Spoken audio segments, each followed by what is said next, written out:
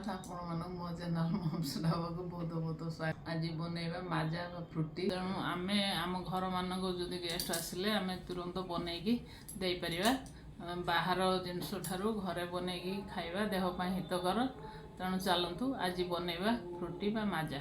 चलतु तार देखिया रेसिपी। माजा बनैबा मु दुईटा बड़ बड़ बैगण पल्लेई बा मीठा आंब मु नहीं जाइछि। ता सहित मु गोटे कंचा आंब नहीं आपण नेंगड़ा आंब जो कहते जोटा टी खटा टेस्ट रही है ताकू नहीं जहाद्वारा कि टेस्ट गोटे बालांस रही मीठा और खटार टेस्ट आसब खावाई बहुत भल लगी था। माजार टेस्ट बहुत ही भल आसी था पूरा मार्केट स्टाइल बनवा। तो से मुझे प्रथम आम को एमती भल भाव में काटी नहीं यार जो ऊपर चोपा आउ भीतर आम को अलग करने एमती भल भाव में कौन सी जमी चोपा न जाए से हिसाब से आपमती अलग करने काटिकी भल भाव में काटिकी ग्राइंडिंग करने।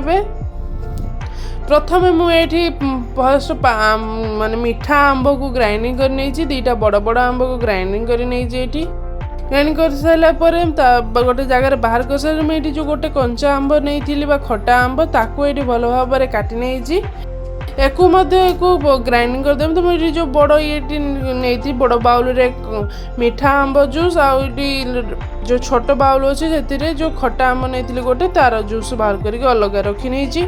तो ये आम प्रथम कड़ाई नहीं जावा गोटे गैस उपर जो बड़ बाउल जो मीठा आंब नहीं बैगण पल्ले आंब जो नहीं ये भल भाव में किसी समय फुटापी छाड़ी कि किसी समय पर ये 2-5 मिनट पर मुझे जो खटा आंब बैगण नेंगड़ा आंब नहीं पकईकि भल भाव में गोले नहीं किसी समय फुटा भर आम जो लेंबूर रस बाहर करना गोटे लेंबू मु भल भाव में तार रस बाहर कर नहीं। तो ये मु गोटे कप रे फुल कप मेजर करके चीनी नहीं आई तो चीनी गोटे भल भाव में पकईकि गोले नेबे किसी समय छाड़ीदबा से भल भाव में चीनी मिसीगला आम से जो लेंबू जूस नहीं ताकू ऐड करवा।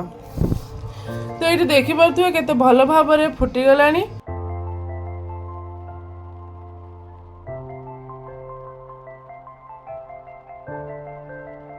तो ये जो लेंबूर जूस बाहर कर रखी ये ऐड कर नौजी लेंबूर मन रखिए लेंबू जूस ऐड करने मात्र गैस ऑफ करदे ना यार टेस्ट बहुत खराब आसी था पिता हो जाए जहाँकि भल लगे नहीं।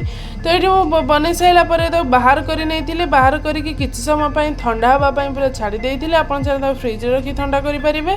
बट ये किसी समय पर ठंडा हो सारापर गोटे कप्रे मुझे पा मेजरमेंट करके ऐड कर नहीं भल भाव में पा ऐड करने जमीक गोटे मार्केट आप गोटे फ्रुटी बा माजा किणी आनुंट तार जमी कंसिस्टेंसी एमती रहा दरकार से हिसाब से मेजरमेंट करके आप पानी देदेवे। मुझे गोटे कप आउ 2 कप गोटे कप हाफ एमती पानी मोर लगिला। तो ये आम सर्व कर नवा काच ग्लास रे। तो आपन को जदि मोर वीडियोटी भल लगी मो चैनल को लाइक शेयर सब्सक्राइब करेंगे कमेंट करेंगे आपन कौन रेसिपीटी केमी भल लगे कि नहीं आप कमेंट करके जनइबे। आम वीडियोटी को देखुंत किंतु सब्सक्राइब करूना तो दयाकोरी मो चैनल को सब्सक्राइब करूँ। तो निहाती देखिए जमी टेस्टी है बहुत हेल्दी जूस टी आप घरे बनातु निहाती भाव में ट्राए करूँ फैमिली फ्रेंड्स सहित मो वीडियो को शेयर करूँ। तो मो चैनल को सब्सक्राइब करूँ।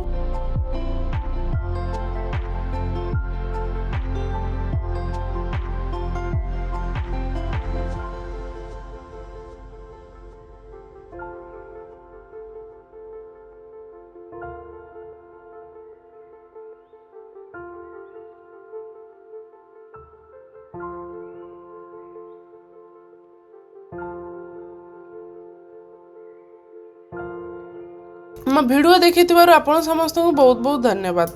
देखा हबो नेक्स्ट वीडियो रे। जय जगन्नाथ।